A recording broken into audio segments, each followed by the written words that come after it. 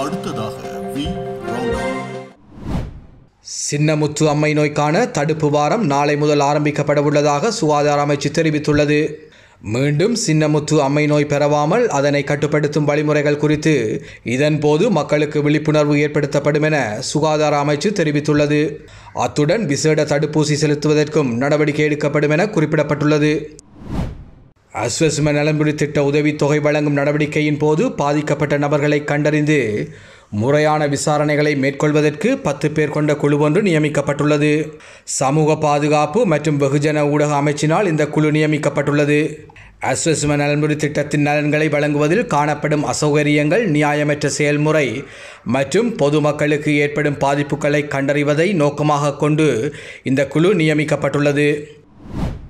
ஆலயங்களினதும் ஏனைய வழிபாட்டு தலங்களினதும் பாதுகாப்புக்காக ஈடுபடுத்தப்பட்டுள்ள படையினரை விலக்கிக் கொள்வதற்கு அரசாங்கம் தீர்மானித்துள்ளதாக சமூக ஊடகங்களில் வெளியாகும் செய்திகள் தவறானவை என பாதுகாப்பு அமைச்சு தெரிவித்துள்ளது. அவ்வாறான தீர்மானங்கள் எவற்றையும் எடுக்கவில்லை. இந்த தகவல்கள் முற்றிலும் தவறானவை என பாதுகாப்பு அமைச்சு தெரிவித்துள்ளது.